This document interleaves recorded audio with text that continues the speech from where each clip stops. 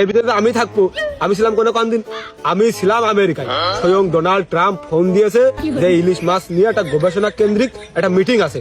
ওই মিটিং আমি বললাম ভাই আমার যাওয়ার কায়দা নেই, আর পুকুরি মাছ মেলা। এবার সে কি করলো, না পেরে হাত পা ধরে সেই হেলিকপ্টারের মাঠে পাঠাই দিল। তারপর আমি সেই মিটিং শেষ করে এসে দেখি আমার পুকুরে কিচ্ছু নেই। স্বয়ং ডোনাল্ড ট্রাম্প আপনার বার্তা পাঠালো এবং হেলিকপ্টার পাঠাই দিল। Are you mad seriously? Chief guest, তাও আবার প্রধান অতিথি হিসাবে।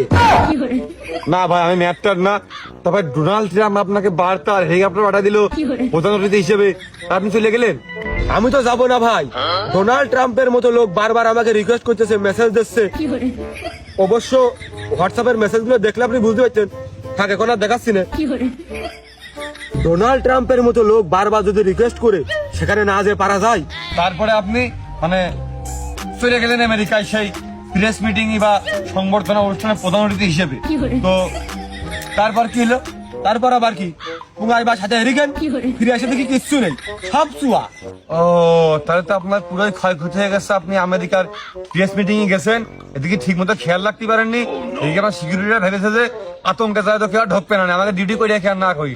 তো এরা ডিউটি মিউটি না করে তেমনি সময় ঘুরে মিটে বেরিয়েছে, এদিক পাখি উপর নেমে সব চুয়া করে দিয়েছে। তা ভাই এই যে আপনার এত বড় একটা ক্ষয়ক্ষতি হয়ে গেছে, এটা কি ট্রাম্প সাহেব জানে? জানে মানে কালকে রাত্রি আমি তার মেসেঞ্জারে সবকিছু ভিডিও কলে দেখাইছি।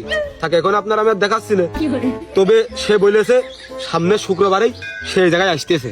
ডোনাল্ড ট্রাম্প স্বয়ং আসতেছে? আসবে না, শুধুমাত্র একবার বলেছি।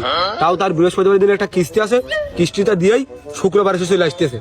ডোনাল্ড ট্রাম্পের মতন লোক এই ইলিশের পুকুরের পাড়ে পা দেবে, তাহলে ভাই আবার আসতে হবে না? আমার মনে হয় ঢুকতে পারবেন না। আপনি চেষ্টা করলে হবেন ভাই। আমি চেষ্টা করতে পারবো না ভাই। আমি এমনি খুব ঝুট ঝামেলার মধ্যে আছি।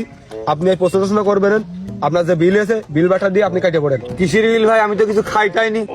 এই যে 5 টাকা প্রশ্নপতি, আপনার বিল এসে 140 টাকা। আগে 140 টাকা ফেলে।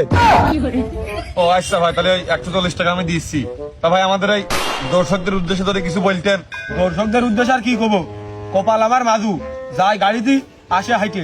আপনি বিল বাটা দেখুন জান দিন ভাই, ওখানে দুপুরের দোষটা আমি দিয়ে আসি।